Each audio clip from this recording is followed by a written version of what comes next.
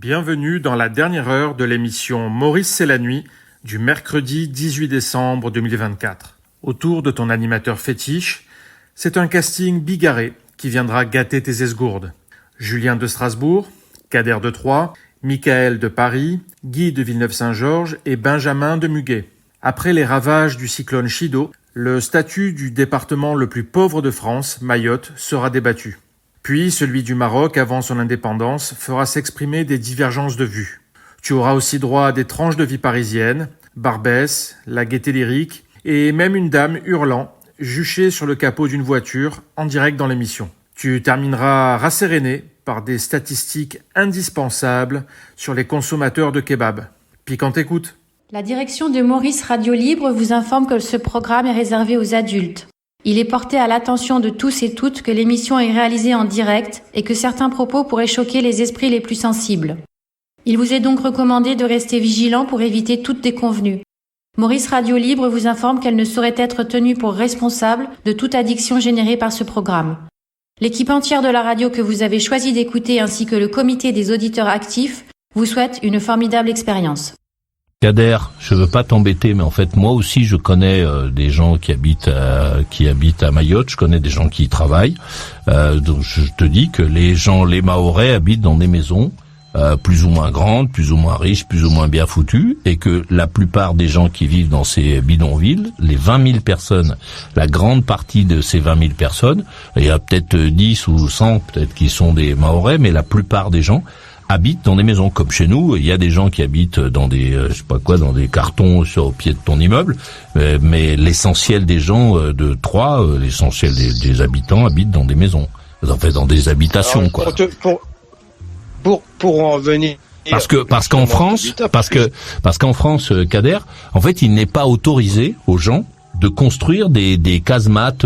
Si demain, toi, dans ton jardin, tu décides d'aller à Castorama acheter une petite cabane de fond de jardin et que tu vas la mettre, il faut la déclarer. Il faut que tu fasses une déclaration, etc. Donc il y a pas de droit particulier, c'est un département de France, donc il n'y a pas de droit particulier qui permettrait à des gens de ramasser des bouts de tôle et puis de les clouer et puis d'en faire des maisons. Ce ne sont pas des maisons. Ce sont des bidonvilles. Il y en avait un, on a le copain Guy qui habite à Villeneuve-Saint-Georges. Le plus grand bidonville de France, en dehors donc celui de Mayotte, était à Villeneuve-Saint-Georges pendant extrêmement longtemps, pendant très très longtemps. D'ailleurs, il vivait pendant très longtemps Guy dans le bidonville. Maurice m'a découvert. Non, mais c'est vrai que c'était à Villeneuve-Saint-Georges. Et les chiffres de l'INSEE. C'est quand il avait débarqué d'Algérie et on l'avait mis là. Ah oui. Mais depuis il a racheté le terrain, il a construit un immeuble. Excellent. Alors monsieur Guy, ça va? Allez-y, Kader. Oui, Moïse, ça va bien. Bon, qu'est-ce que je voulais dire? Pardon, Kader. Oui. Non, parce que c'est vrai que là, on est un peu en train de couillonner les gens. Attends, Maurice, s'il te plaît, parce que ça va m'échapper, sinon, je préfère te dire, allez-y. Il y a une étude INSEE qui dit qu'il y a 30% des Mahorais français qui vivent sous des habitants en tôle. Oui, c'est comme. Moi qui le dire. Mais non, mais ce n'est pas un habitat en France. Le Mayotte, c'est un département. Attends, je voulais terminer. Tu ne peux pas terminer. Non, ça ne va pas être confus. Donc j'appuie sur le bouton pour te répéter que Mayotte, c'est un département français. Qu'en France, lorsque tu dois habiter quelque part, il faut qu'il y ait une déclaration, il faut qu'il y ait un permis de construire, etc. Lorsque tu prends des clous et que tu te fais un truc en tôle, ce n'est pas considéré en France, dans le droit français, comme une maison, comme une habitation. Qu'il y ait des gens pauvres qui galèrent, comme il y en a sur le bord du périph' ici, qui vivent sous des toits comme ça parce qu'ils n'arrivent pas à joindre les deux bouts, c'est fort possible.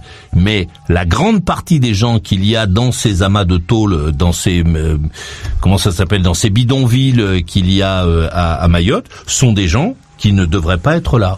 La grande partie sont des gens qui ne devraient pas être là.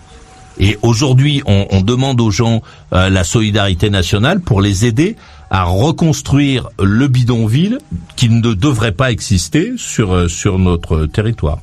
Vas-y. Moi, je fais une différenciation. Je ne parle pas des personnes clandestines qui effectivement vivent dans des habitats qui sont pas des habitats. La première chose, celle que je voulais dire, c'est que la dernière visite de Macron, et c'est là que ça va être important demain quand il va arriver là-bas, parce qu'il a fait des promesses en 2019 où justement il parlait de l'habitat en disant c'est pas normal, on va investir dans l'habitat à Mayotte. Donc, moi je te dis, il y a un tiers des habitants, des Mahorais français qui vivent dans des bâtiments durs et un autre tiers qui vit dans des tôles. Et ça, que ça soit en ville à Mamoudzou, la préfecture, le chef-lieu de Mayotte, mais il y a aussi ceux qui sont Mahorais et français qui vivent dans la brousse. Et ça, on n'en parle pas. Et d'ailleurs, on va s'apercevoir très rapidement que la plupart des gens qui sont décédés sont morts dans les forêts. Parce que vivant dans des conditions avec des cases faites de nattes végétales à l'ancienne, traditionnelle, et qui n'ont pas été, à mon avis, qui ont été impactés directement par l'événement. Mais enfin, on pourra en discuter plus tard. Je vais pas m'attarder là-dessus. Ah d'accord, t'as fini? Je croyais que t'allais ajouter quelque chose. Non mais c'est pour te dire, parce que après on va faire, moi ce qui me dérange, enfin je le dis comme ça, c'est que moi effectivement il y a des personnes qui n'avaient pas à être là, mais moi ce que je vois, il y a des victimes. Après, je veux dire oui, ils n'avaient pas à être là, mais elles sont mortes. Donc moi, je reste sur quand même l'humain. Alors après, je pense, moi, à titre personnel, je pense que quand on a décidé que Mayotte devenait un territoire, un département français, je pense qu'à ce moment-là, on aurait dû prendre en considération qu'autour, il y avait un archipel des Comores et que ces gens-là, par exemple, allaient venir. On a créé, c'est la plus grosse maternité de France, Mamoudzou. Ouais, c'est effrayant, c'est effrayant. C'est-à-dire que c'est effectivement les Mahorais, ils n'en peuvent plus des Comoréens. Mais c'est justement là le problème, c'est que ce sont des gens, beaucoup de gens sont dans la pauvreté, mais ils continuent à faire des enfants en se disant que c'est la société qui les prendra en charge. Tu vois que c'est nous qui allons les prendre en charge. On verse 1 milliard. On verse 1,5 milliard par an, c'est l'endroit où on verse le département dans lequel on verse le plus de fric chaque année. Je comprends pas pourquoi on fait ça. 1,5 milliard pour essayer de faire. On est dépassé par la situation. Non, mais Maurice, attends, il y a quand même Cour des comptes, je sais pas. Quand tu sais, t'as le ministère de l'Intérieur. J'arrive, monsieur Kader, j'arrive.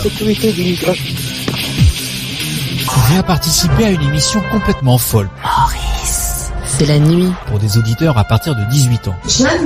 Nos auditeurs doivent avancer durant des heures pour atteindre la fin de l'émission aux premières heures du jour nouveau. Aimer jusqu'à l'impossible.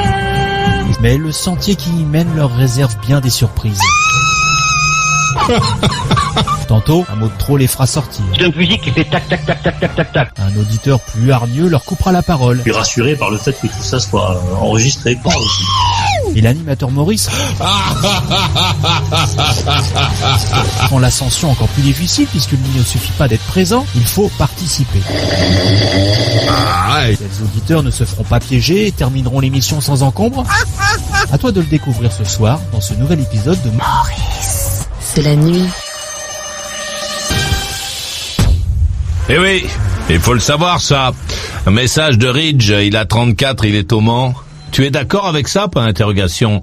La femme aime instinctivement l'homme qui la domine, car celui qui domine la femme la rassure et pourra, par cette énergie dont il fait preuve, dominer et conquérir le monde pour rapporter à la femme l'énergie pour qu'elle puisse, en toute sécurité, accomplir son rôle de mère. Si la mode est à l'égalité dans les rapports de couple, voire à la domination féminine, du plus profond de leur génome, les femmes continuent à désirer le partenaire qui saura les dominer. Ça, moi, j'en sais rien, mon vieux. Vous me posez la question où vous êtes. J'en sais rien, et ça me travaille pas trop, cette question-là, pour être sincère avec toi. À bord, par ici, regardez, nous avons le plaisir d'avoir Julien, il a 38, il est à Strasbourg. Julien? Oui. Julien? Oui. T'es là, Julien? Oui, j'arrive. Ouais, c'est bon, Kader est trop... Julien, vous êtes là? Je suis toujours là, en fait. T'es toujours là? Ouais, j'avais mis sur muet, en fait, c'est pour ça que j'ai pas pu vous parler. Ah oui. T'écoutes un peu ce qui se dit ou pas du tout? Si, j'écoute. Ouais. Bon.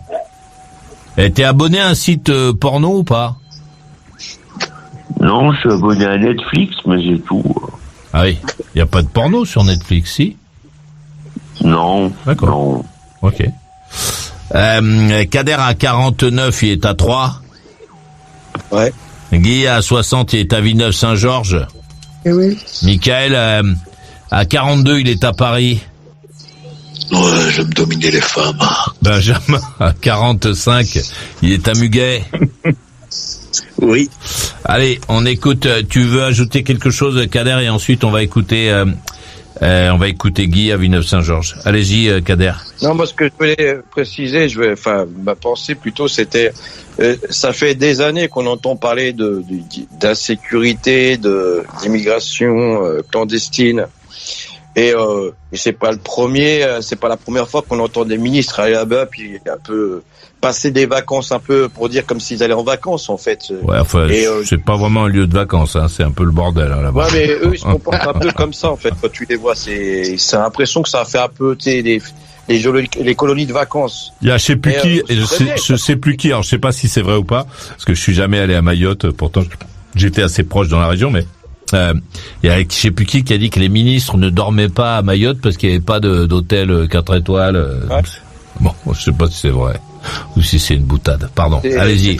Il n'y a pas d'industrie, il y a aucun truc. Enfin, moi, ce que je voulais dire, c'est qu'en sachant tout ça, ils n'ont pas pris les mesures nécessaires, adéquates pour dire pour freiner cette immigration comorienne. Mais si, on a même il y a 2 ans, on a même chargé les bateaux de clandestins pour les ramener aux Comores et les Comoriens ont fermé les ports pour nous forcer à nous rebarrer on a été obligé de repartir avec nos OQTF, on a été obligé de les ramener chez nous parce que les Comoriens n'en voulaient pas, ce qui est normal. Les galériens des Comores, ceux qui partent, les Comoriens, ils veulent pas qu'ils reviennent chez eux.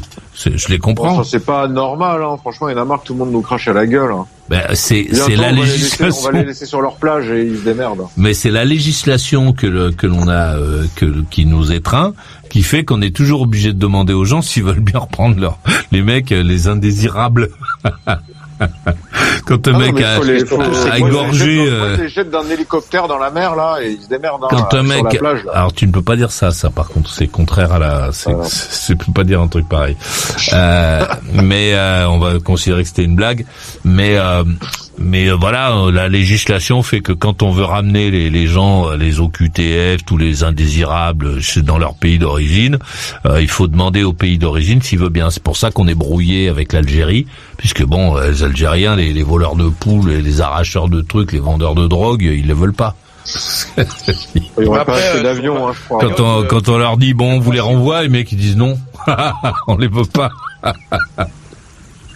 Pardon. Ouais. Bah ouais. Mais sur le principal problème de Mayotte, c'est surtout les femmes qui arrivent enceintes et puis qui débarquent sur le territoire de Mayotte.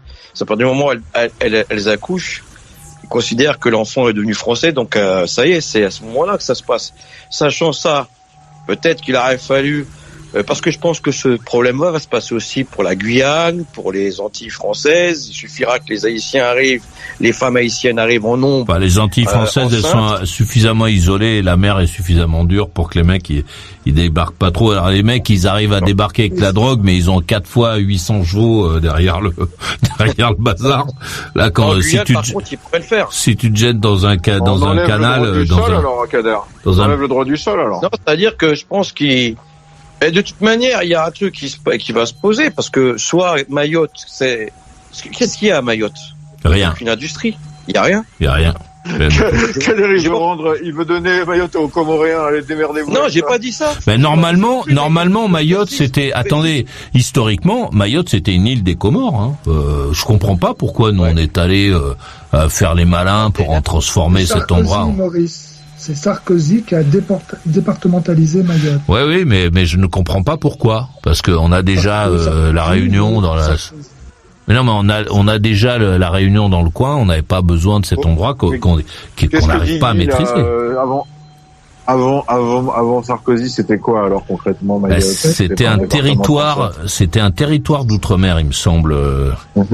il me semble. Est-ce que tu peux nous rappeler la différence du coup entre le territoire d'outre-mer, c'est un endroit qui se débrouille. C'était une colonie au départ, et puis ensuite on l'a transformé, il me semble, en territoire. Et puis récemment, donc avec Nicolas Sarkozy, c'est devenu un département. Il y a plus que ça. Non, c'est pas Sarkozy. Il y a bien plus longtemps qu'un référendum a été fait. Ah non, il me semble que c'est très récent. Je crois qu'il a raison. Je crois que c'est récent. Non, mais le département en lui-même, mais par contre, devenir, c'est-à-dire français, c'était, je crois qu'il y a 40 ans. Parce qu'avant, c'était une espèce de législation entre deux. Mais non, c'est une colonie. C'est une colonie française à l'origine, Mayotte. Donc oui, ça fait longtemps. Mais depuis 1850. Oui, mais c'est devenu un département il y a peu de temps. Tout à fait, c'est Sarkozy. Et le Maroc, c'était pas une colonie française. Pas le Vanuatu. Hein? Le Maroc, c'était c'était un protectorat. Protectorat. Protectorat, c'était pas une colonie vraiment quoi. Ouais. C'est pareil. Ah bon? Ah non, c'est pas pareil. C'est une nuance quoi. Ah ben non, c'est pas pareil parce qu'un protectorat. L'Algérie était un département français. Le Maroc était une colonie qu'on appelait protectorat. C'était un protectorat. Le Maroc, c'était un protectorat. Oui, mais protectorat, c'est pour dire non, un protectorat. Un protectorat, c'est. Écoutez, on va pas. Non, attends, j'appuie sur le bouton pour faire des phrases complètes parce qu'autrement ça marchera pas. Un protectorat, les gens qui sont, il y a une direction locale du pays qui est sous la protection de la France, donc bon, avec son influence, etc. Mais c'est pas comme une colonie. Ça n'a pas, c'est pas le même statut. Excusez-moi, mais bien sûr que c'était une colonie. Non, ce n'était pas une colonie. C'était un protectorat. Mais écoutez, en 1916, Pétain a débarqué là-bas. Il a fait un massacre dans le Rif avec les Espagnols qui se sont partagés le Maroc. Ne racontez pas que c'était pas une colonie, puisque c'en était une. Mais non, ce n'était pas une colonie. Le maréchal Lyoté était le gouverneur du Maroc. Oui, mais c'était le gouverneur du Maroc qui était un pays, Kader. Il faut que tu te replonges un peu dans l'histoire, que tu travailles un peu le sujet, Kader. Mais bon, on n'était pas. D'accord. Moi, je passe là-bas. Voilà, on était sur Mayotte. Mais voilà. Qui c'est qui a ramené ça sur le tapis? Si t'as des arguments, faut les donner. Mais non. Ouais. Bon, allez. D'accord. On va écouter Guy à Villeneuve-Saint-Georges. Merci Maurice. Oui, le Maroc, c'est un protectorat. Alors, peut-être qu'avant, il a eu un autre statut. C'est tout à fait. C'est quoi les bruits là? Ah, c'est chez Julien? T'as la fenêtre qui est ouverte, Julien? Julien? Non, c'est pas chez moi, ça. Ah, c'est chez moi, il y a une dame. Ah oui, c'est chez Mickaël, je suis bête. Qu'est-ce que c'est? C'est une dame qui veut rentrer dans ton immeuble? Oui, je sais pas pourquoi elle monte ma fenêtre. Aïe, ferme ta fenêtre, éteins la... Elle dit la France, je sais pas quoi. Ouais, ferme la fenêtre et éteins la lumière. Fais comme si t'étais pas là. Bon, déjà. Ouais. Allez-y.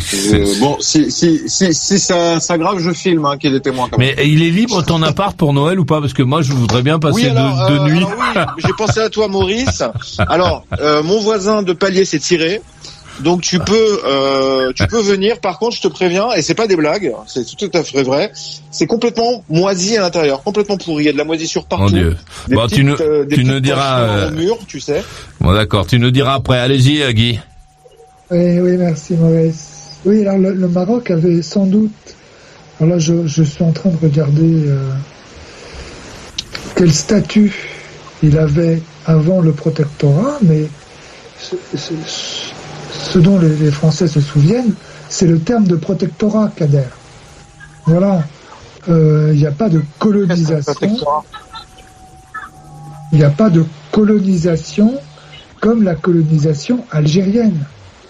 Kader. D'accord. Ben, il va falloir que tu... je sais que tu es un conférencier hors norme, que tu as beaucoup de connaissances, mais tu te renseigneras sur le premier parti qui a été créé pour faire revenir le roi Mohamed V au Maroc, qui était exilé en Corse, puis ensuite à Madagascar. Oui. Le parti s'appelait l'Indépendance. Oui, mais on est bien d'accord. On est bien d'accord, c'est donc qu'il y avait une colonisation. Alors, Maroc, faut fermer ta fenêtre, Michael. Fermez ton micro.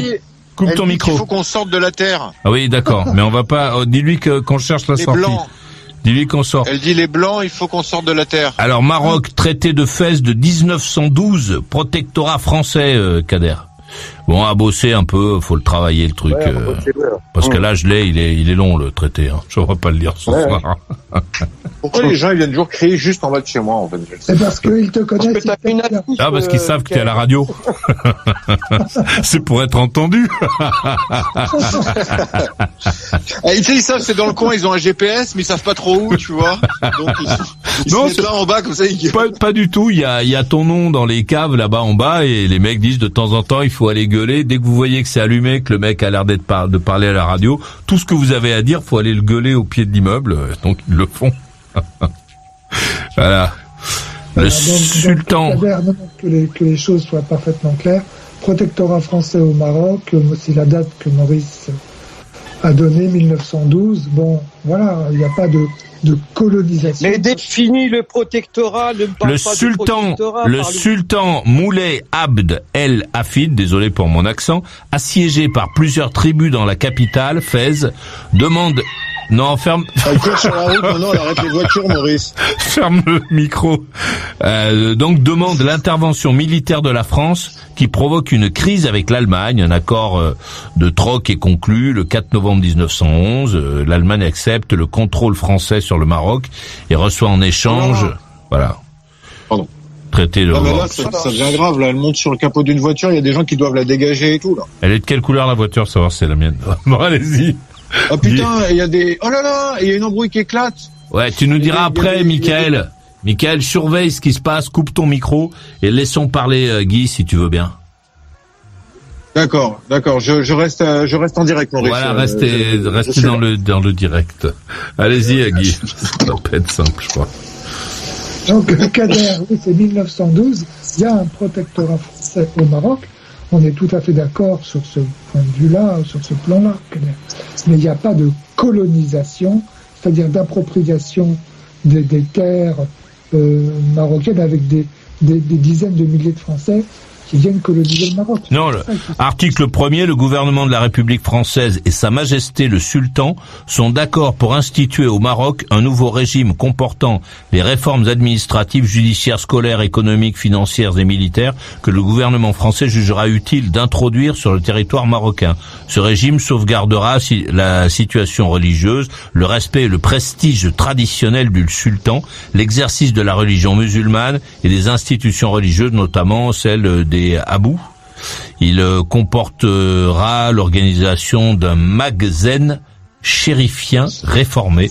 Bon voilà, là, je l'ai en entier, donc on va pas se le carmer. Alors c'est vrai que avant Kader, c'est vrai, tu as raison.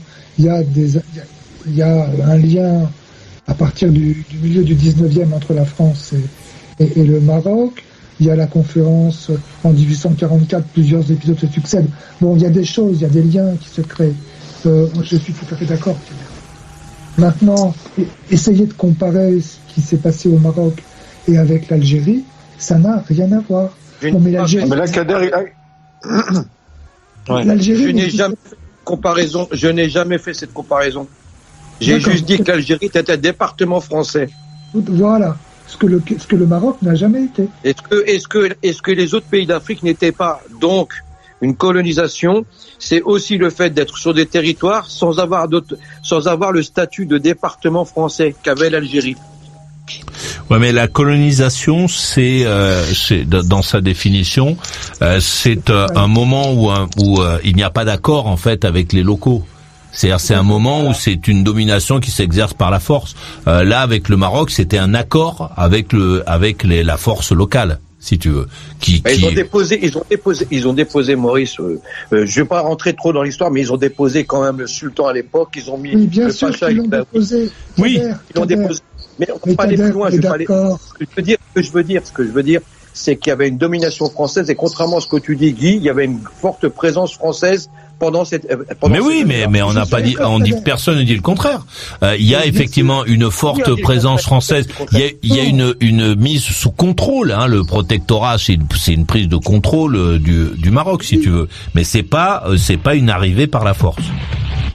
Nous sommes le 18 décembre et nous fêtons les Gattiens. 1737, Antonio Stradivari meurt à Crémone en Italie. En 2011, un violon Stradivarius a été vendu 15,89 millions de dollars. Il est reconnu comme le luthier le plus renommé de l'histoire. 1865, abolition de l'esclavage aux États-Unis par le 13e amendement. Ni esclavage ni servitude involontaire n'existeront aux États-Unis ni dans aucun des lieux soumis à leur juridiction. 1892, le Casse-Noisette de Tchaïkovski est présenté à Saint-Pétersbourg, en Russie.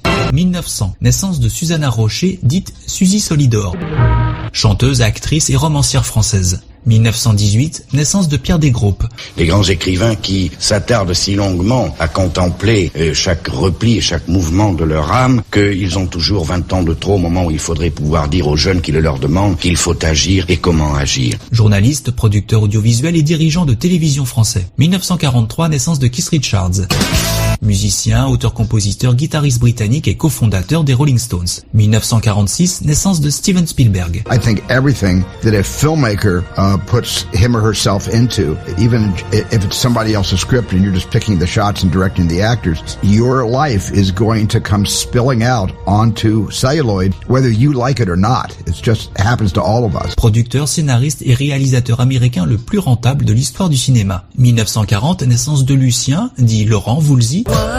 Auteur-compositeur-interprète français. 1963, naissance de Sabrina Ocon, dite Pauline Esther. Chanteuse française. 1979, le mur du son est franchi sur Terre pour la première fois par Stanley Barrett en roulant à 1190 km/h. 1984 est la première chanson de Madonna à être classée en tête des hit parades. 2001, décès de François Gilbert Léopold Silly, dit Gilbert Bécaud, chanteur, compositeur et pianiste français. La plupart des hommes sont comme la pierre d'aimant. Ils ont un côté qui repousse et un autre qui attire. Voltaire, Dragon. Un déplacement et des formalités écrites sont à l'ordre du jour. Youpi! Plus que 9 dodos avant les cadeaux.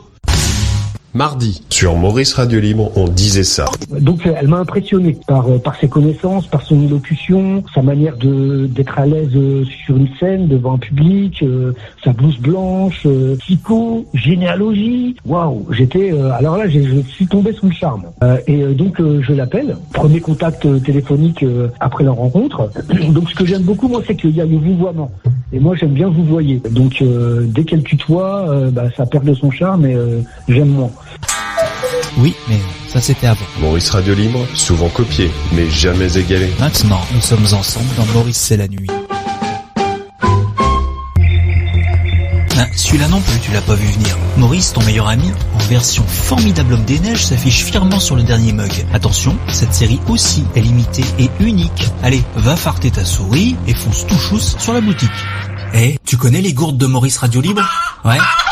Non, pas celles-là, les vraies, des gourdes toutes neuves et qui vont tuer les méchantes bouteilles en plastique. Et parce que c'est bon de boire et qu'il faut boire au moins 1,5 litre par jour pour être bien, pas l'alcool, car l'alcool, faut l'acheter mais pas le boire. Tu les as? Allez, viens dans la boutique, fais-toi plaisir tout en soutenant ta radio préférée. On nous en a volé. Elles ont survécu au feu, à l'eau, à la poussière et au temps. Les archives de Maurice Radio Libre sont elles aussi à l'épreuve de tout. L'équipe des experts les enregistre, les numérise, les écoute, les coupe avec amour. Et toutes les semaines, on en met des nouvelles dans la boutique. Allez, tu connais le chemin, pas te servir. On compte sur toi. I'm back.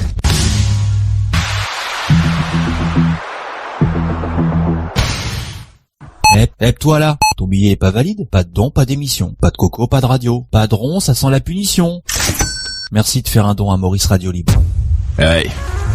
Nicolas Sarkozy sera radié de la Légion d'honneur. Merde. Putain. Julien à 38, il est à Strasbourg. T'es là? Toujours présent. Ah ouais, c'est bien ça. Tu tiens le choc, hein? Tu sais ce que tu devrais écouter l'émission avec un jus de citron. T'as essayé ça ou pas? Non, je vais essayer. Des vitamines C, ouais. Tu t'achètes des citrons Et tu te presses un petit citron quand on démarre à 21h, et de temps en temps, tu te jettes un petit citron. C'est vrai, hein. Kader à 40. Hein? Avec du rhum? Ah bah non. Non. Non, mais je rigole, hein. Et Kader à 49, il est à 3. C'était pas mal. Ouais. Guy à 60, il est à Villeneuve-Saint-Georges. Eh oui. Michael, 42 à Paris. Ouais, je suis dans la cave, Maurice, je range les bouteilles. Benjamin, à 42, il est à Miguel. Ça fait longtemps que tu es dans la cave à ranger les bouteilles, elles doivent être bien rangées. Tu veux des étiquettes? Pardon. Allez, Guy. Ouais, je change les étiquettes, Maurice. C'est à toi, Guy, la main. Merci, Maurice. Bon, donc, le Maroc, du point de vue de la France, n'a rien à voir en termes de statut juridique par rapport à l'Algérie. Alors certes, les Marocains se sont vus, ont vu arriver des dizaines de Français qui ont acheté des terres, qui ont acheté des maisons, des machins, des bidules, mais le système n'était pas du tout le même qu'en Algérie, ou comme l'a dit Maurice, en Algérie, enfin, qui n'existait pas. L'Algérie, ça n'existait pas. Voilà. Déjà, c'est la Ça s'appelait comment avant, d'ailleurs? Mais ça s'appelait pas. Ça s'appelait si, il y pas. avait bien un nom, quand même, pour désigner ces terres. Alors, il y avait la ville d'Alger, mais la ville d'Alger appartenait à l'Empire ottoman, aux Turcs. Et il faut savoir que le Maroc est le seul État d'Afrique du Nord qui n'a pas eu d'occupation turque, d'occupation étrangère. Le Maroc est en fait la force principale qui a organisé l'invasion de l'Espagne romaine. Ils ont occupé l'Espagne romaine pendant plus de 700 ans. Non, mais un mélange. Un mélange. Vous avez occupé l'Espagne. Vous avez complètement différentes les unes des autres. Vous avez occupé l'Espagne. La colonisation du protectorat. Attention, on n'entend pas bien ce que tu dis, Kader, ça coupe. Qu'est-ce que tu dis? Et Kader peut me couper la parole. Je dis que des mélanges de périodes qui ont absolument rien à voir les unes des autres. L'invasion de l'Espagne, l'invasion et l'occupation et la mise en coupe réglée des Espagnols par les Marocains, ce sont les Marocains qui l'ont fait. Ce ne sont pas... alors, les Marocains ensuite ont été dirigés en Espagne par des Arabes venant de l'ex-dynastie omeyyade. Oui, mais au début, c'est pas les Omeyyades. Ce sont les Berbères islamisés marocains qui ont envahi l'Espagne. Ils en ont été éjectés terminalement au XVIIe siècle, quand le roi Philippe d'Espagne a décidé de virer le reste des musulmans qui étaient là, parce qu'en fait, ce qui se passait à l'époque, c'est très intéressant. C'est totalement ce qui se passe aujourd'hui.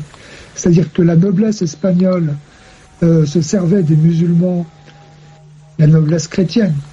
Les Espagnols chrétiens ont reconquis en 1492, mais des musulmans, les musulmans sont restés. Et donc ils ont servi comme servent aujourd'hui les Nord-Africains, les Africains aux Français et aux Européens. Ils servaient de lumpenprolétariat à la noblesse espagnole. Et quand le roi d'Espagne, qui sur la foi de l'Église catholique, qui avait dit au roi d'Espagne, on doit garder les musulmans parce qu'on va les convertir au christianisme. Et en fait, ça n'est jamais arrivé. Au bout de 2 siècles, le roi d'Espagne a été voir l'Église et leur a dit qu'est-ce qui se passe par rapport aux musulmans, vous deviez les convertir. Et il ne s'est rien passé. Et en fait, c'est la réalité, c'est-à-dire qu'en Espagne, avant l'expulsion définitive des morts arabes, eh bien, il y avait des tas de républiques. Chaque village musulman était une petite république islamique. C'est-à-dire où il y avait la mosquée, l'imam, la charia, les femmes voilées et tout le totim. Et le roi d'Espagne a été voir l'église et il a dit, voilà, ces gens-là ne se sont pas convertis, ces gens-là sont des gens dangereux, parce que l'Afrique du Nord possédait encore la souveraineté sur la Méditerranée, et il y avait donc des raids très importants sur tout le pourtour méditerranéen européen par rapport aux pirates. C'est-à-dire que c'est des gens qui faisaient des razzias sur les côtes, notamment, tout le monde connaît le drapeau corse. Le drapeau corse, c'est la tête de mort, M-A-U-R-E, c'est-à-dire les gens... La tête de Maurice. C'est-à-dire les gens d'Afrique du Nord, marocains, tunisiens, algériens, égyptiens, qui venaient sur les côtes enlever les femmes blanches. Salauds, oui. Et donc le roi d'Espagne a dit il faut dégager, il faut virer. Pour moi qui ai vu la série Viking, Guy, quand même, c'était pratiqué un peu par toutes les peuplades. Ah là, j'allais le dire, Michael. Bien vu, Michael. Il est présent. Alors oui, les Vikings faisaient ça, mais les Vikings se sont calmés très rapidement. C'est-à-dire qu'au Xe siècle, les Vikings, il n'y en avait plus. D'accord, donc, mais il y a peut-être un décalage. Mais oui, il y a un décalage. Ce que je veux dire, c'est que le. Bien mais sûr, bon, tu vois, alors 200 ans avant, bon, 100 ou 200 ans avant, les Occidentaux faisaient exactement pareil. Donc, mais tout le monde faisait ça. C'est ça qu'il faut pas dire. Non, Michael, non. Non. L'Empire romain. Les Romains pratiquaient, les Grecs pratiquaient, les Turcs pratiquaient. Non, c'est pas vrai. Il y avait ce qu'on appelle la Pax Romana, et c'est Pompée. Léon l'Africain, c'est un super bouquin, regardez, à lire. Pompée avait éradiqué totalement la piraterie en Méditerranée, et Pompée. Léon l'Afrique. C'est moins 66 avant Jésus-Christ. Pompée a éradiqué totalement la. Oui, mais ça revient, ça tu sais. Et la piraterie. Ces époques-là. La piraterie, je veux dire, ça se pratiquait selon. Tu vois, il y a eu des pauses, mais. Après, elle s'est fait anglais en Atlantique, etc. Oui, bien sûr. Moi, je parle de l'Antiquité. Donc, voilà, on n'est plus en 1400, on est à l'Antiquité maintenant. Les États musulmans... Mais oui, parce que tu ne suis pas Kader, c'est ça le problème. Tu vas nous parler après histoire, tu vas nous dire que dans les grottes, il y avait déjà des musulmans qui kidnappaient des gens. C'est totalement... Tu n'as pas les compétences intellectuelles, tu ne suis pas. Je sais, mais non, je te le dis franchement, Guy, t'es très fort, t'es très compétent, t'es très fort. Là-dessus, je m'incline, t'es quelqu'un qui a une connaissance parfaite. D'accord, laisse-le parler, Kader. Allez-y. Merci Maurice. Ce qui s'est passé au XVIIe siècle, c'est-à-dire que le roi d'Espagne en a eu marre, avait peur des pirates marocains, tunisiens, algériens. Il a considéré que ces gens, que les musulmans qui étaient chez lui, s'étaient pas convertis au christianisme, et malgré contre l'opposition de sa noblesse, c'est-à-dire que la noblesse espagnole, quand elle a appris que le roi voulait dégager les musulmans, la noblesse espagnole a hurlé. C'est normal, c'était leurs esclaves. C'est-à-dire que c'était les Nord-Africains et les Africains d'aujourd'hui en France. C'est-à-dire que c'est les mecs qui faisaient le sale boulot, ils faisaient les boulots de merde, et ils se sont opposés. De moins en moins les Nord-Africains en France, excuse-moi. Moi, je connais beaucoup de Nord-Africains qui ont beaucoup plus de pognon que moi et qui possèdent beaucoup plus de biens immobiliers, etc. Tu vois ce que je veux dire? Oui. On en est à la troisième génération, si tu veux. Maintenant, ce sont les Pakistanais, les Afghans qui font le sale boulot. Voilà, les Pakistanais, les Afghans. Et donc, le roi d'Espagne a dit je suis désolé, peu importe ce que dit ma noblesse, il faut que ces gens-là dégagent. Ces gens-là étaient là depuis 700 ans. Ils avaient fait souche en Espagne, et le roi d'Espagne a dégagé les gens, et les gens sont partis. Il y en a quand même qui se sont convertis quand même. Quand tu dis il y a zéro musulman qui s'est converti au christianisme, moi quand je vais en Espagne par exemple, je trouve qu'ils mais ils sont très typés les Espagnols, on sent qu'il y a eu du mélange quand même. Je suis d'accord. Les gens sont très typés, il y a eu des conversions, mais c'est peanuts par rapport aux gens qui sont partis. Et ce qui est terrible, c'est qu'on a des sources marocaines à propos de l'arrivée de ces Espagnols musulmans. Et ce qui leur est arrivé, c'est très simple. Hein.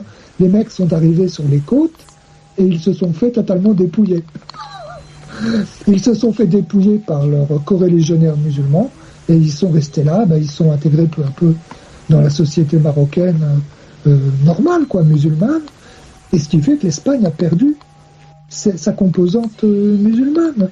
Donc les gens qui sont partis d'Espagne étaient principalement, alors il y avait quelques Arabes, puisque il y a eu des élites arabes. Bon, tu m'enlèveras pas de l'idée qu'il y en a beaucoup qui se sont convertis, comme beaucoup de juifs qui se sont convertis au christianisme en France durant l'histoire de France.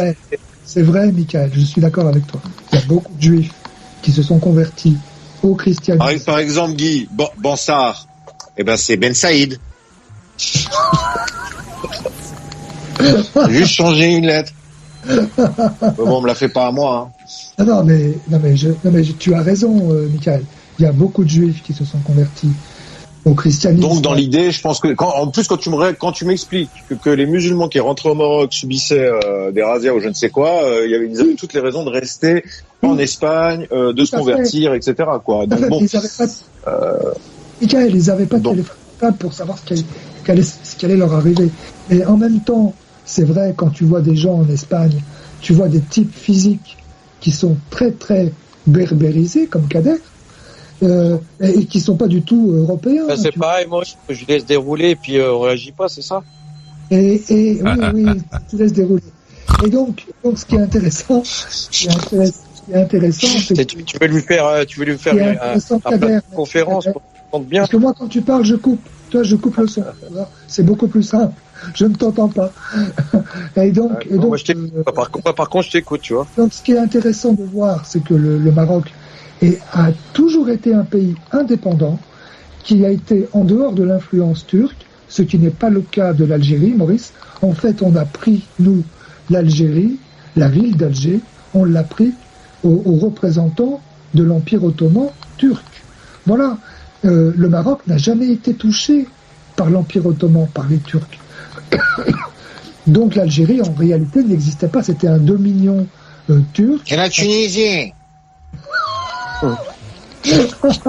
La Tunisie était turque comme l'Algérie, comme l'Égypte, etc., etc. C'était l'Empire turc. Il faut bien savoir que les Turcs, ce sont des gens qui ont été ottomans et qui ont pris à leur compte l'islam et qui ont conquis tous les gens qui les avaient islamisés. Tous les Arabes ont été conquis par la Turquie. Bon. Sauf le Maroc. Le Maroc, c'est l'exception qui confirme la règle. Le pays marocain... Mais alors, vous parliez de sultan. À partir de quand il y a eu un roi, en fait, finalement, au Maroc Et le sultan... Ça fait 1200 ans qu'il y a un roi au Maroc. 1200 ans. Et alors, et pourquoi c'était un sultan avec qui ils dealaient, les Français? J'ai pas compris. Parce qu'ils ont à cette époque-là, Mohamed V, qui avait déjà défrayé la chronique en 42 parce qu'il a refusé de livrer les Juifs au régime vichiste. Ils ont attendu 52 après plusieurs. Non, le sultan c'est 1912. Le sultan c'est 1912, Kader. C'est pas 39-40. Non mais il parle du sultan. Moi je te parle du dernier sultan, c'était El Glaoui. Voilà. Non, je voulais savoir pourquoi les Français, lors de la question de Michael, c'est pourquoi est-ce qu'en 1912, et c'est vrai que c'est une question intéressante, pourquoi est-ce qu'en 1912, l'État français a signé et a fait ce contrat, donc, avec le sultan, alors que, enfin, où était le roi du Maroc à ce moment-là, quoi? Eh ben, si on me laisse terminer. Et on te laisse à cette époque-là, je vais faire une réflexion. Et là, je vais dire comme quelque chose, Guy, si tu me permets. On est dans l'origine de la Première Guerre mondiale. En fait, il y a une crise, la crise d'Agadir, hein, qui a été entre les Allemands et les Français. Puisque les Français avaient déjà commencé une colonisation en Afrique, les Allemands voulaient pas rester en reste. Et donc, ils ont entretenu des liens commerciaux avec le Maroc. La France est rentrée, ça a créé un gros problème. Partant de ce principe-là, sont arrivés aussi, il y avait les Espagnols. À partir de ce moment-là, les Espagnols sont rentrés en conflit avec les ethnies mais tu n'expliques pas, la question c'est pourquoi, on te demande pas de nous raconter tout ça. La question c'est que ça arrive, la question qui arrive derrière, c'est pas en 1912 qu'il a été déposé, c'est en 1950. Seulement. Non, on te demande, Kader, il faut, c'est, quand on fait des études, il faut toujours s'intéresser à l'énoncé. L'énoncé, c'est, la question, c'est, pourquoi est-ce qu'en 1912, l'État français signe avec un sultan, où se trouve le roi donc du Maroc à ce moment-là? Il est sur place. Mais pourquoi ce n'est pas lui qui a pourquoi est-ce que ce n'est pas lui qui a la main du Maroc? Mais parce que c'est-à-dire que la France commence ce que tu veux pas entendre, sa colonisation. D'accord. Donc le roi n'était pas d'accord. Ça ne répond pas à la question. La question, c'est où est le roi? C'est pas la France qui fait sa colonisation. Je viens de te répondre. J'ai pas entendu, j'ai pas compris. Si, je l'ai dit. Mais pourquoi ce n'est pas lui? D'accord, mais pourquoi ce n'est pas lui qui a la main? Pourquoi c'est le sultan? On lui a retiré ses prérogatives. Ah, qui donc? Le sultan. L'État français ainsi que les Espagnols l'ont résumé à juste un représentant religieux et des tribus.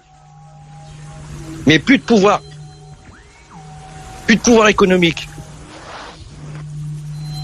Donc le roi et le roi existe, le roi du Maroc à ce moment-là en 1912. Ouais. Et qui a décidé que c'était le sultan alors? C'est les Français. Non mais le sultan c'était son titre. Hein. D'accord, mais le sultan c'est un roi, non? Ouais, c'est un roi. Ah ben donc c'est le roi alors. Faut que tu nous dis qu'on lui a enlevé ses pouvoirs. Le sultan c'est le roi? Non, bien sûr qu'on lui a. Ouais, mais c'est pas parce qu'on lui a donné le titre qu'il est de sultan au roi, il avait plus de prérogatives. Partant de 1916, il a plus. Ce n'est pas la question. Si, c'est la question. Non, ce n'est pas la question. La question, c'est où était le roi. Si tu me dis que le roi c'était le sultan, c'est ça la question qu'on te pose. Bah, si tu as la réponse, moi je la connais pas. Hein. Je vais être clair. Le roi était toujours place, mais c'est devenu un roi fantoche. C'est mieux comme ça? D'accord, donc il y a le roi et le sultan, ce sont deux personnes différentes, c'est ça? Non, c'est la même chose, Maurice. Voilà, le roi c'est le sultan en fait, voilà. Ah d'accord, donc ok, d'accord, c'était ça, donc la réponse c'était, mais en fait le roi c'est le sultan. Ouais. D'accord, c'était ça la question, voilà. Okay. Allez, j'ai encore un petit tour avec Guy. Je suis désolé de vous avoir brouillé, les amis. Non, mais c'est bien, ça clarifie un peu le truc. Moi, je connais pas l'histoire du Maroc, donc à part l'histoire du protectorat, donc c'était bien. Très intéressant. Moi, j'attends que Kader se plaigne du déferlement des Arabes qui sont venus islamiser les chrétiens marocains. J'attends. Alors, pleurer sur la France, gémir sur la France, c'est une chose, Kader. J'ai rien dit de tout ça. J'ai pas gémi. Tu ne gémis pas sur l'islamisation du Maroc, sur le djihad, al-jihad, fi sabilillah, le combat dans le chemin de Dieu. Eh ben oui, tu ne gémis pas. Ça va, Guy, moi aussi j'ai lu Dune, ok. Ça me fait. Moi aussi j'ai lu Dune. J'entends des Marocains, des Tunisiens, des Algériens gémir sur la France, machin, mais ils gémissent pas sur les gens qui les ont envahis au milieu du 7e siècle, qui n'ont rien à voir avec les Berbères qui habitaient là, qui étaient dans l'Empire romain, qui étaient chrétiens. J'entends jamais ces gens gémir. Voilà, parce qu'ils sont devenus musulmans. Donc moi, ça me fait bien rire, les pleurnicheries de Kader sur la colonisation, sur ci, sur ça. Est-ce que tu m'as entendu pleurnicher, alors que les Arabes vous ont mis en coupe réglée et vous ont islamisé. Alors que vous avez. Je pense que tu fais. Alors, s'il te plaît, je peux te répondre parce que là, tu m'envoies des trucs. Je vais juste te répondre. Je sais. Ouais, tu le prends à partie. Il faut le laisser réagir. Il faut qu'il réponde. Non. Alors, je pense. Ah bah tu le prends à partie. Laisse-le réagir, Guy. Ça va pas durer longtemps. Je pense, Guy, ça va pas durer très longtemps.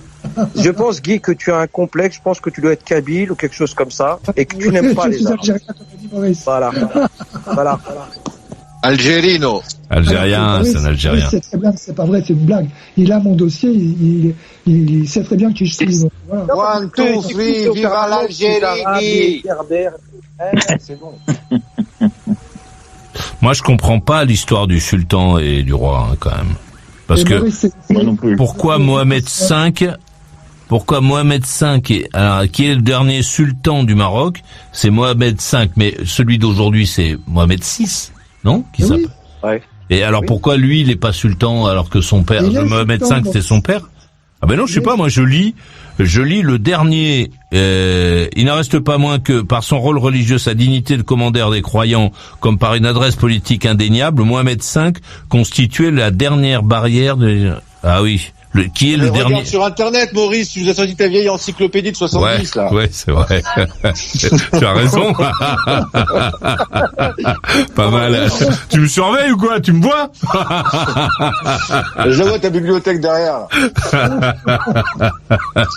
Alors, elle est jolie, hein. Franchement, c'est des beaux ouvrages, hein. Mais bon, ne t'y réfère plus, quoi. Ouais, j'ai bien compris. Bon, pardon. Allez, donc Kader a réagi, je crois. Tu finis ta phrase et on va écouter Michael puis Benjamin Guy. Oui, donc voilà, le Maroc est un grand pays qui est très vieux, qui est quasiment plus vieux que la France. Donc bon, donc voilà Kader, détends-toi un peu. Tu ne gémis jamais sur l'islamisation et l'arabisation du Maroc. Voilà, moi je voudrais que tu je veux que tu gémisses un peu là-dessus, parce que la France, sans la France, tu serais pas là, Kader, tu serais en train de... J'ai jamais... Ah, mais moi je suis français, mais ça dérange. Mais moi je suis français, mais sans français, j'ai des origines marocaines, il n'y a pas de problème. J'ai pas de problème avec ça, moi. Mais Kader, si tu devais choisir entre la France et le Maroc, tu choisirais la France. Je pourrais pas, franchement, honnêtement, non, si t'étais obligé, si t'étais obligé de choisir, si à un moment on te disait, bon voilà. Si tu lui demandes ça, il saute la vie. Non, il saute la vie.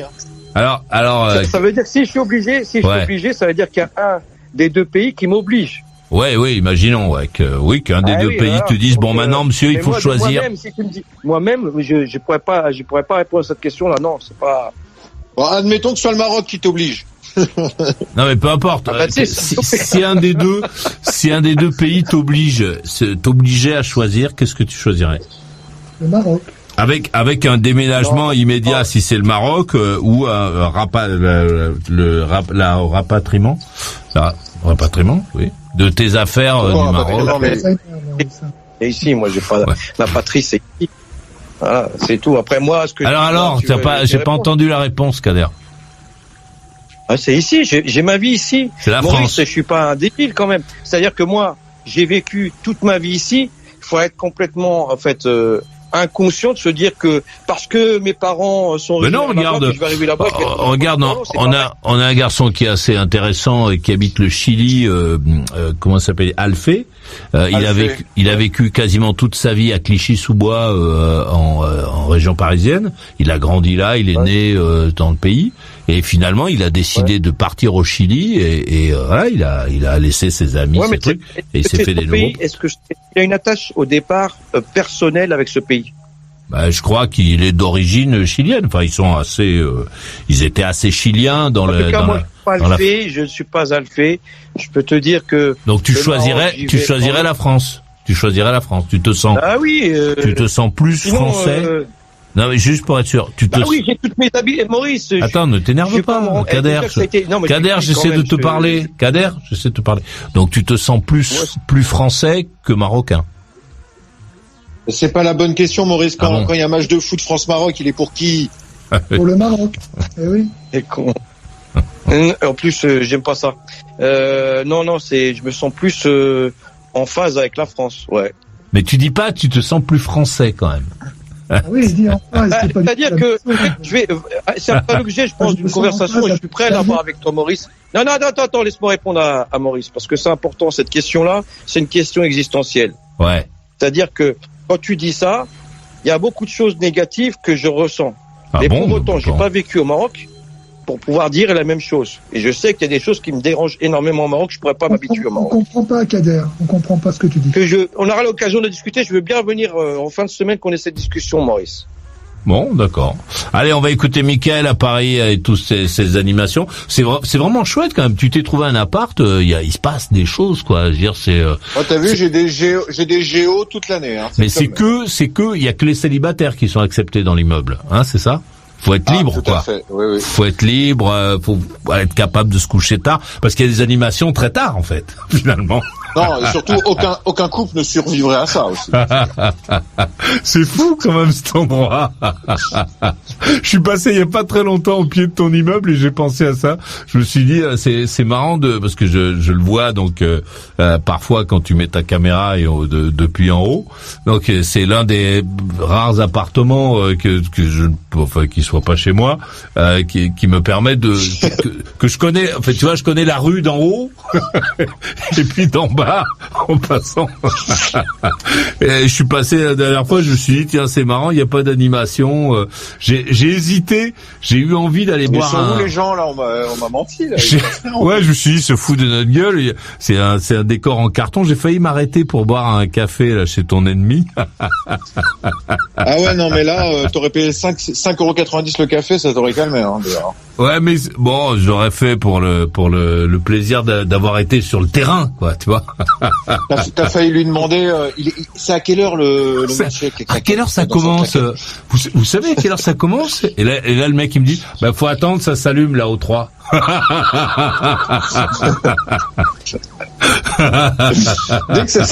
Vous regardez là, dès que c'est allumé, c'est non-stop. Non, les festivités, les activités. Le mec me dit si vous restez manger, par contre, on a une salle avec une projection totale. Vous voyez la fenêtre sur grand écran. Ce soir, Maurice, c'était ce soir, j'ai eu droit à une dame noire sous mes fenêtres qui criait les blancs retournez dans la terre. Retourner dans la terre. Dans la terre. Retourner dans la terre. Alors, il disait, vous avez pas honte, les blancs, ça revenait comme ça. Alors donc, au bout d'un moment, il y a un blanc là qui lui a dit de partir. Et puis après, elle s'est retrouvée sur la route. Elle a été écrasée, donc. Alors le blanc, il chassait la black.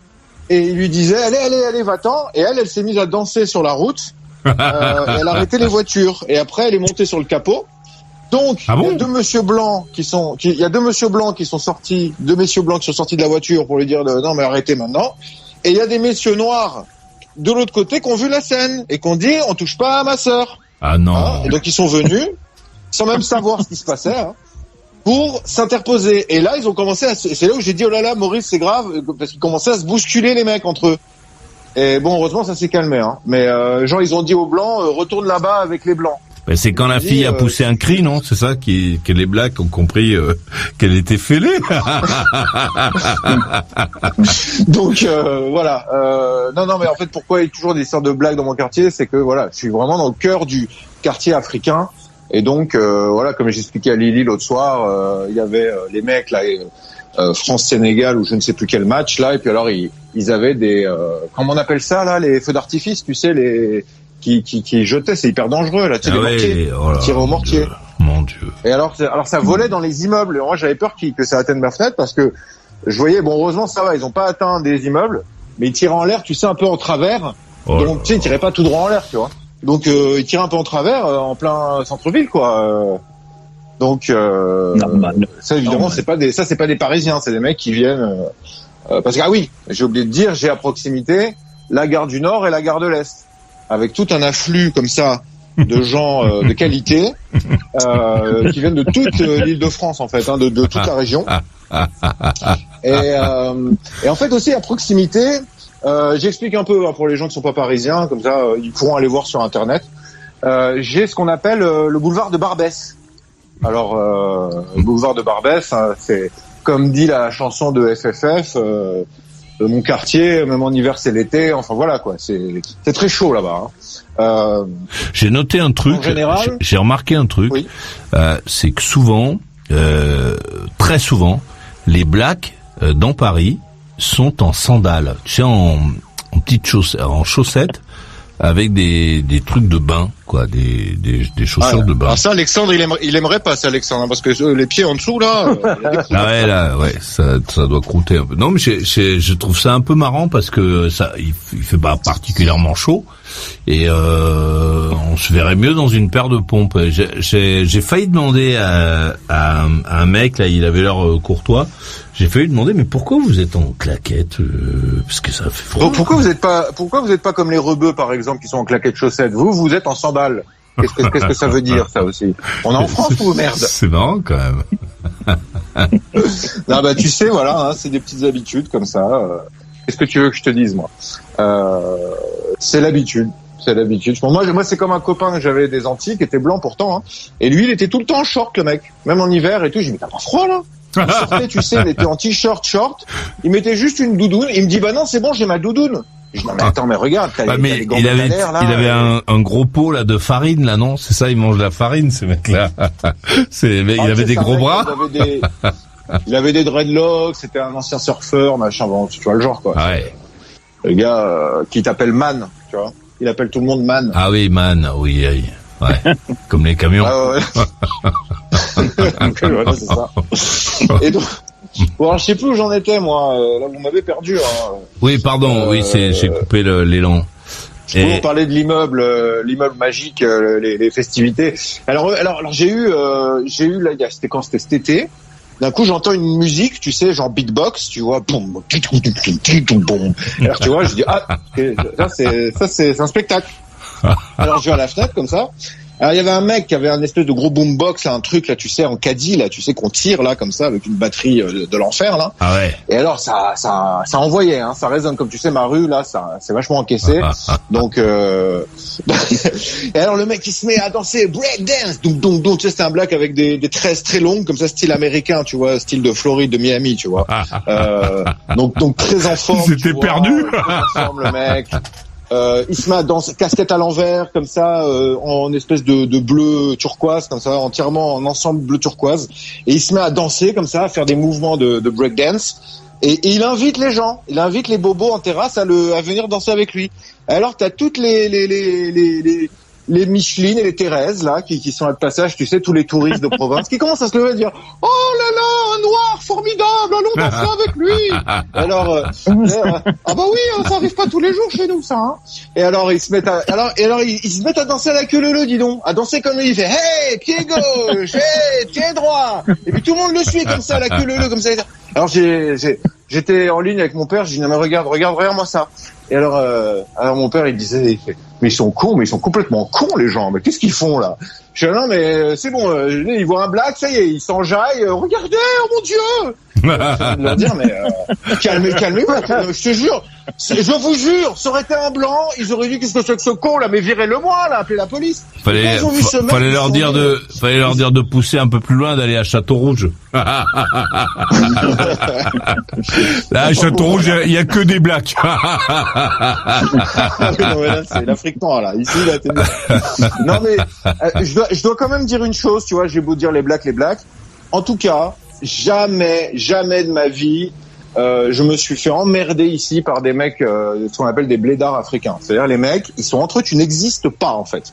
Et en fait, toutes les femmes renois qui passent, ils sont là et disent, ma sœur, défrisage, perruque, je sais pas quoi, produit, viens. C'est des commerçants.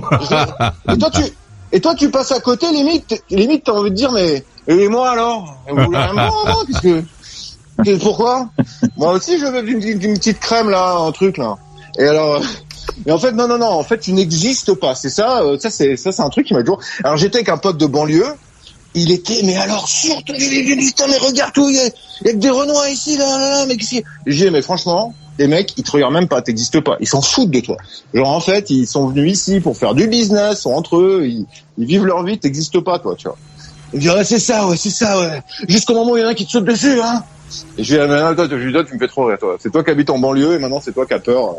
Et il est marié avec une blague, en plus, hein. Enfin, bon, bref. Et, donc voilà, les plaisirs de mon quartier, Maurice. Toujours des bonnes animations. Toujours fort en chocolat. En ce moment, c'est ça. Écoute, c'est pas moi. Et donc, à un moment, tu parlais de quitter le théâtre, donc des opérations. Oui. Et c'est fini. Le théâtre, on a le. Alors j'ai à côté de chez moi le théâtre de la Gaîté Lyrique. Et oui. Anciennement Planète Magique pour ceux qui le savent et qui s'en rappellent. Hein. Qui est dans une mer de noir là. Pardon ? Ils sont dans une mer de noir là. Alors là actuellement sais pas si c'est de faire un mauvais jeu de mots. Donc là, il y a 60 Africains.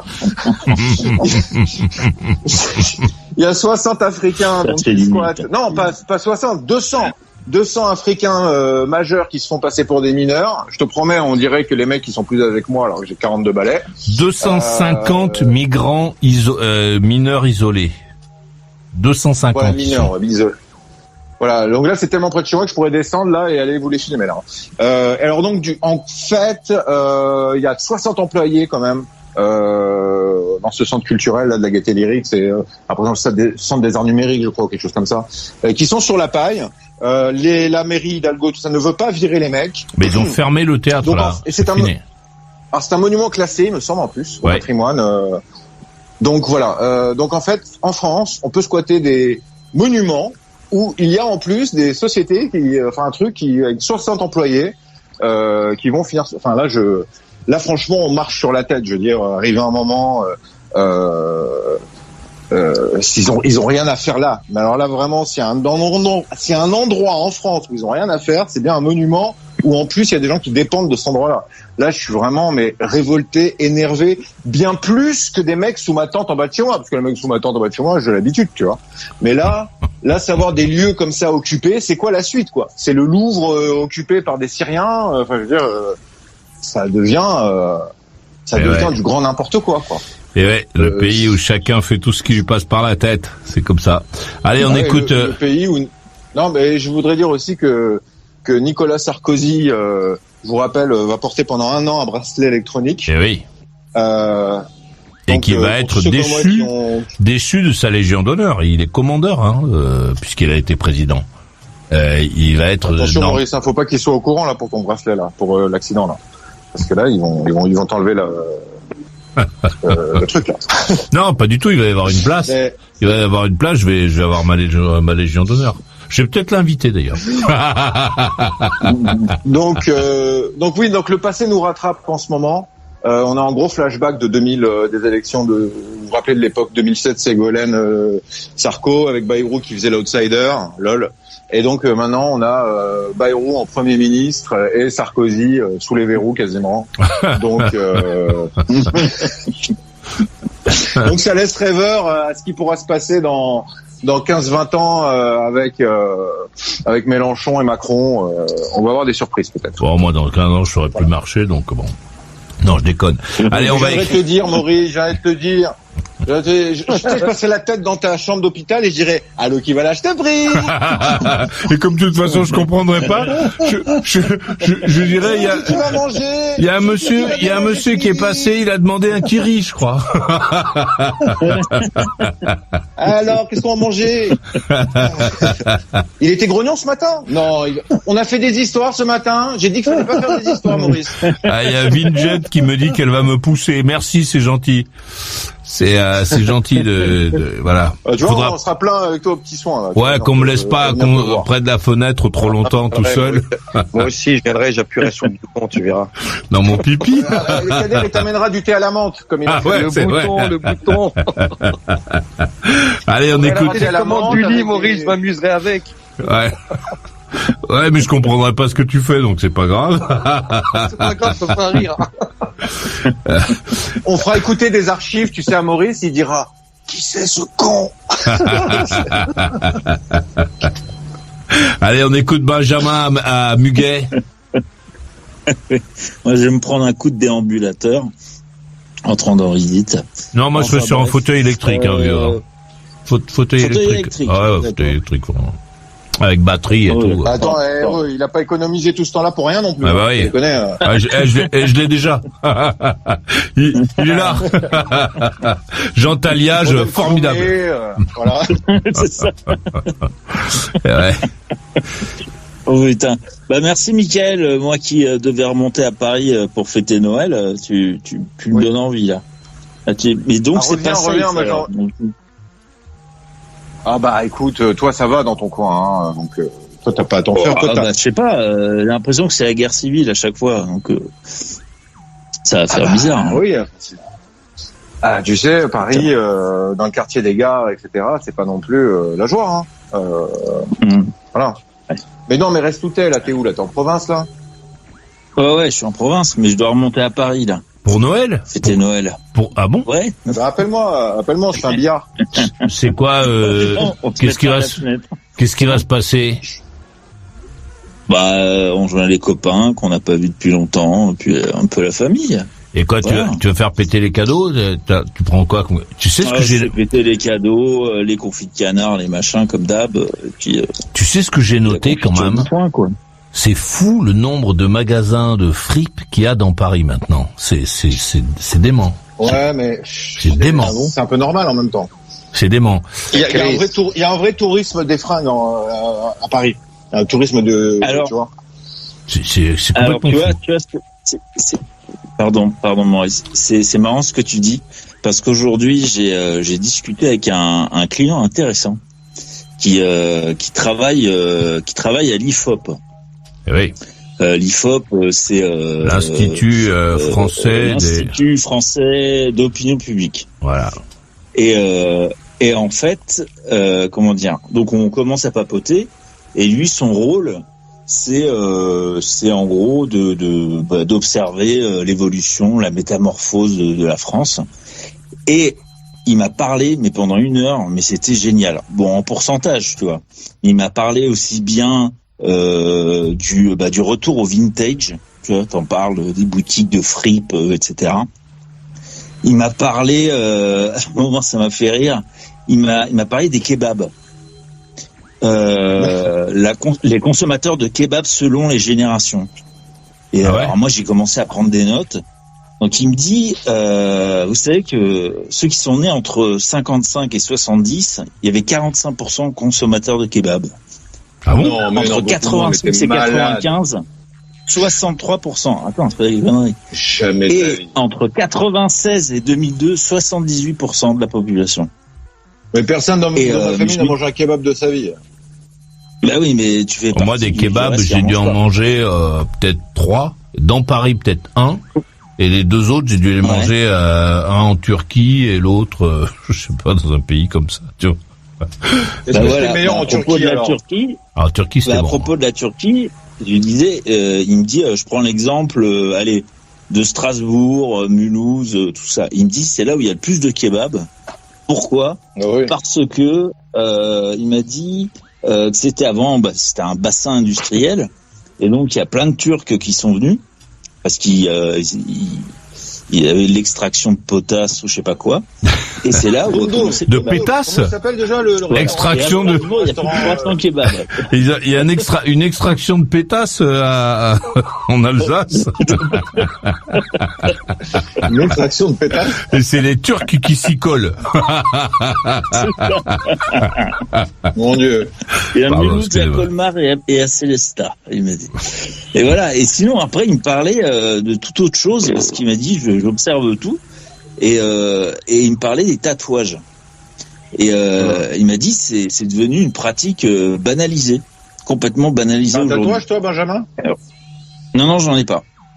Et il m'expliquait qu'en fait, depuis avant, les tatouages c'était plus l'apanage des gens du voyage, des marins, des militaires. Des motards. Et des connards, comme Maurice, il est couvert de tatouages, Maurice. Ah oui, oh là là.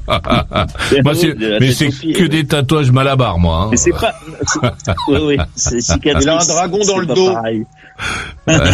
C'est ça. Comme les Yakuza. Et il me disait, il y a 22% des gens qui sont âgés de 18 ans et plus qui sont tatoués. Ah, que 22%? Sur 4. Ah, je pensais que c'était plus que ça, moi. Ah ouais. Ah ouais, mais moi aussi. Et je vous le donne, Émile. Quelle est la tranche d'âge qui est la plus tatouée en France? 30 ans. 35, 50. Elle est pas loin. Ceux qui regardaient 20-30. Qui regardaient les anges de la télé-réalité. 20-30. T'es pas loin, Maurice. 34 ans. Ouais, moi je dis pareil. 34 ans. Ah bah ouais, c'est ceux qui regardaient Secret Story, les anges de la télé-réalité, tu vois, ça match. Ils avaient cet âge-là à l'époque. Voilà. Et pour Maurice, 65 ans et plus, 1% de la population. Ouais, bon. Ouais, c'était les repris de justice, Voilà. par contre. Bah oui. Voilà, peut-être. C'était les taulards. Tu les as connus, Maurice. C'était le corps, c'était le corps. Non, moi, c'est très drôle parce que j'ai une de mes c'est très amusant, c'est une gonzesse qui m'a fait remarquer ça. J'ai une de mes cicatrices qui s'est transformée en croix. On dirait que j'ai une croix, quoi. C'est un signe, Maurice. Mais c'est une cicatrice. Ça y est, tu vas à l'église et tout, ça y est. Il est né le divin Tu portes des enfant. stigmates, Maurice. Et ouais. Ah ouais, c'est la période de l'Avent, hein. Faut bien marquer. Et juste pour finir, donc il m'en a, bon, je vous fais pas la totale, mais et après il m'a parlé du secteur économique, le secteur du récréatif, ce qu'ils appellent le récréatif.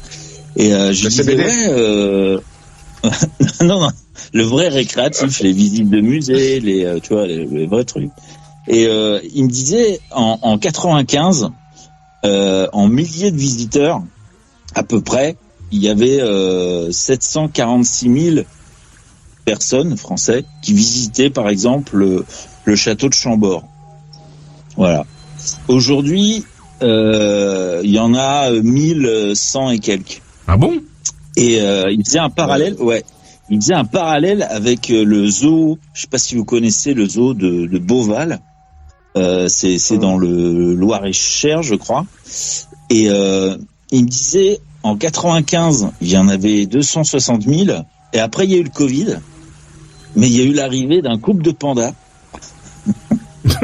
Donc, en fait, les visites dans le zoo, ont défoncé, en fait, le château de Chambord. Ah ouais. Et maintenant, le zoo, c'est un des parcs récréatifs les plus visités. Enfin, sans parler de Disneyland, je te parle de, voilà. Et donc voilà. Donc c'est à ton pass gold. Beaucoup moins les châteaux. Comment? À ton pass gold. Ouais, c'est ça. Non, mais je pensais à toi. Pour Disneyland. Donc voilà. Et il m'a dit, voilà. Donc il observe tout ça. Et c'était passionnant. Mais il m'a parlé aussi tu parlais de magasins de fripe. Et il me disait que le vintage, pareil, c'était dans ce style-là, quoi. C'est-à-dire que le vintage est monté en flèche, surtout dans les années 2005, 2006. Voilà. Ah ben en fait, si tu veux, à la base, il les vendait au kilo. Les friperies, tu vois, les nanas, elles achetaient au kilo carrément, tu vois, avec une balance. Mais il y a un magasin qui s'appelle comme ça, kilo à Oui, mais il y en avait. En fait, alors peut-être que celle dont tu parles le fait encore, mais il y en a beaucoup qui avaient commencé comme ça, et face au succès, elles ont fini par les vendre au détail, quoi. Oui, mais kilo, ça continue à exister, c'est au kilo. Donc tu choisis, tu pèses, et tu pars avec. C'est là où tu t'habilles d'ailleurs, Maurice, ça s'appelle le secours catholique, c'est ça? Ouais, voilà, c'est ça, exactement. Depuis qu'ils font des bottes de moto, je vais là-bas. Aux orphelins d'Auteuil. On peut pas m'accuser de jeter l'argent par les fenêtres. Pardon. Et pour finir, je pensais à vous.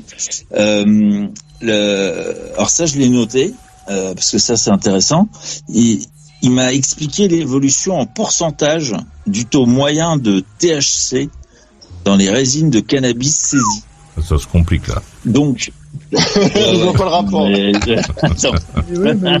Non, mais c'est pour te dire, en fait, en gros, plus les années avancent, plus il y a de THC dans les résines de cannabis. Voilà. En 2000, il y en avait 6%. Et en 2024, il y en a 30%. Merci, voilà. Kader. Oui, mais en 2000, il y en avait déjà 30% en Hollande, si tu veux. Mais c'était, ça restait en Hollande. La Hollande. Ah non, mais là, je te parle de la France. C'est uniquement la France. C'est la Hollande. Enfin, c'est la mafia turque. C'est la mafia marocaine et la mafia turque en Hollande, Kader. Hein. Faut rendre à César ce qu'il y a à César. Hein.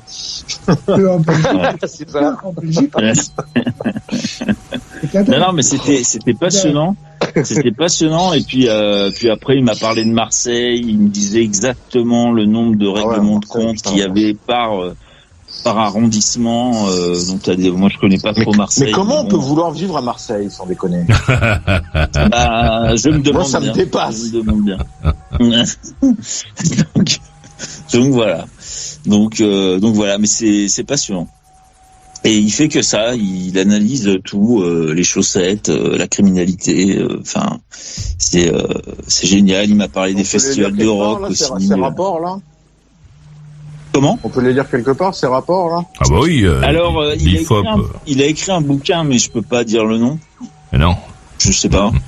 Non, bah non. Mais si, allez, dis le nom du bouquin. Allez, vas-y, on lui enverra une facture. Ça se tape. Non, mais je peux pas le dire. Pourquoi ? Mais si, dis-le. Bah, il y a Métamorphose française. Voilà. Ah, mais oui, mais attends, je me demande si je l'ai pas reçu, ce truc en presse. Ça fait un petit moment qu'il est sorti, non ? C'est Michel Houellebecq, c'est ça ? Non, mais c'est un mec passionnant et voilà. Donc il a envoyé le bouquin. Mais il est sorti parce que moi il me semble que je l'ai reçu en presse ce livre. C'est le bouquin de Fourquet. Ah bah il est sorti. Il est récent de toute façon. Il part de 2023-2024. Ouais, c'est ça. Je pense que je dois l'avoir dans la pile de livres là. Ah oui, tiens, c'est. Ouais. Ouais. Et ben c'est pas mal si t'aimes les pourcentages. Et pour finir, après je vous embête plus. Quand il y a eu tu nous embêtes pas, l'émergence pas la peine de te presser. Non, mais parce que c'est des pourcentages, c'est chiant, etc. Ça peut faire chier certaines personnes. Non, c'est bien les pourcentages. Moi aussi. Quand il y a eu le Covid, donc il y a eu l'émergence du télétravail. Et il m'a montré mais c'est un complot. Qu'est-ce qu'on raconte là? Je vais pas dire ça chez Maurice, en plus il va te couper le micro, il va pas te laisser parler. Il va te faire comme à moi, il va te censurer. J'ai rien dit, j'ai rien dit. Donc alors, et il m'a montré sur son portable. Dès qu'il entend Covid, le mec il devient fou, tu sais. Covid quoi? Après qu'il... Et donc l'émergence du télétravail, il m'a montré donc la France avec des couleurs plus ou moins foncées, donc plus c'est foncé, plus il y en a. Et il a dit la majeure partie de la population française est allée sur tout le littoral français, méditerranéen, atlantique, etc. En fait, c'est tout bleu sur les côtes. J'ai pas compris ça. Ça, j'ai pas compris cette histoire-là. Bah, c'est-à-dire que le télétravail, ça a accéléré comment il a dit, la périurbanisation. Ah oui, d'accord, que les gens sont allés travailler, se mettre sur le bord de l'eau pour bosser. Sur bah oui, tu m'étonnes.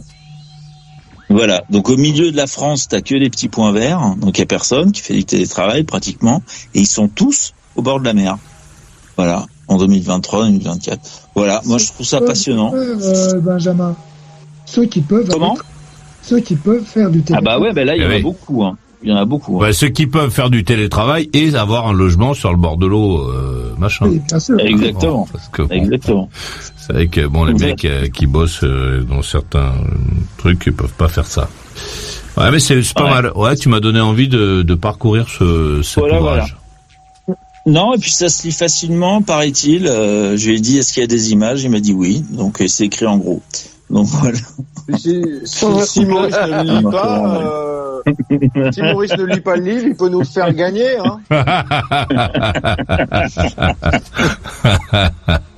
C'est vrai quoi. Si vous savez tout ce qu'il reçoit, il a plein de jeux Xbox là, il pourrait nous les faire gagner, il joue même pas.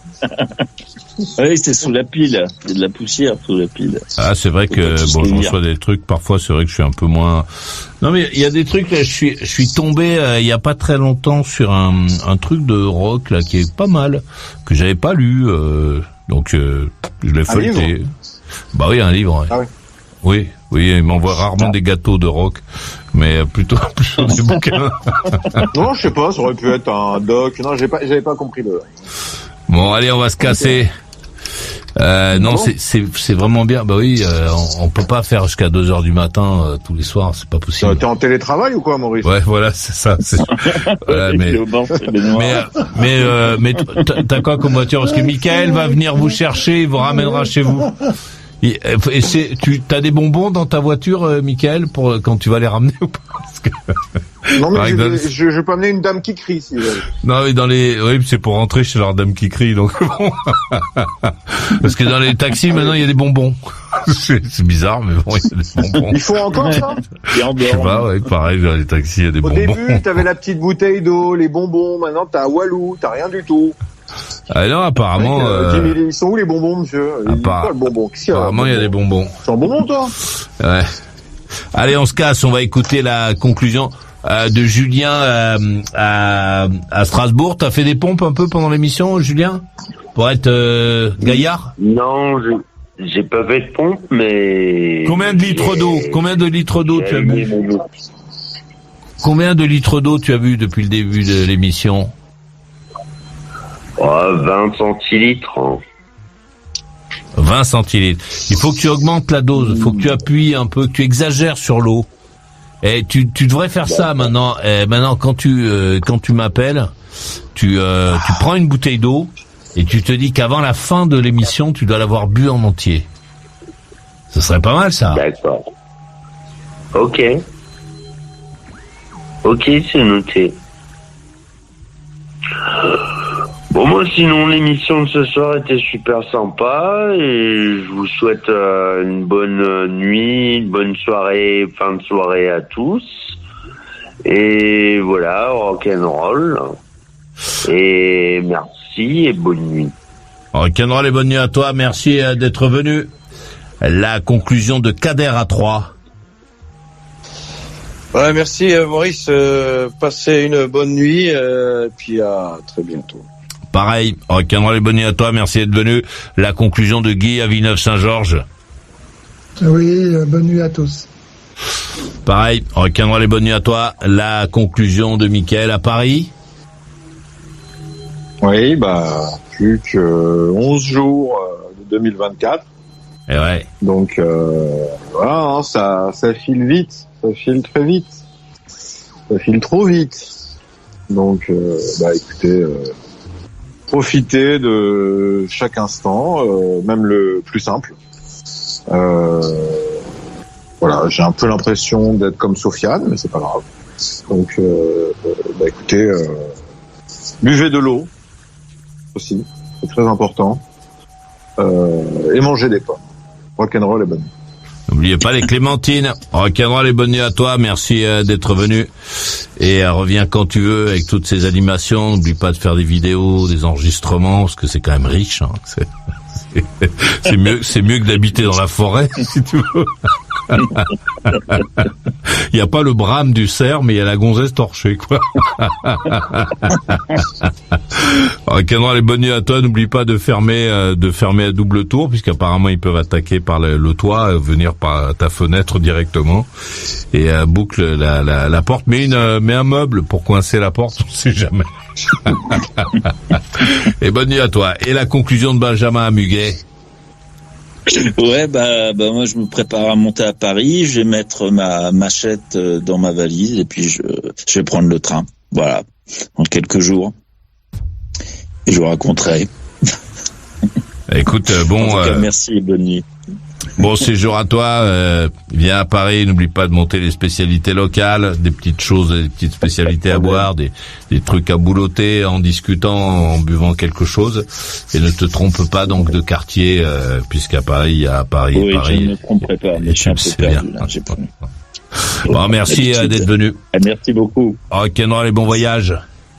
J'étais ravi de passer cette soirée avec toi. Je salue les vaillants qui sont sur le chat de Maurice Radio Libre et qui donnent de l'épaisseur à aux discussions à l'écrit.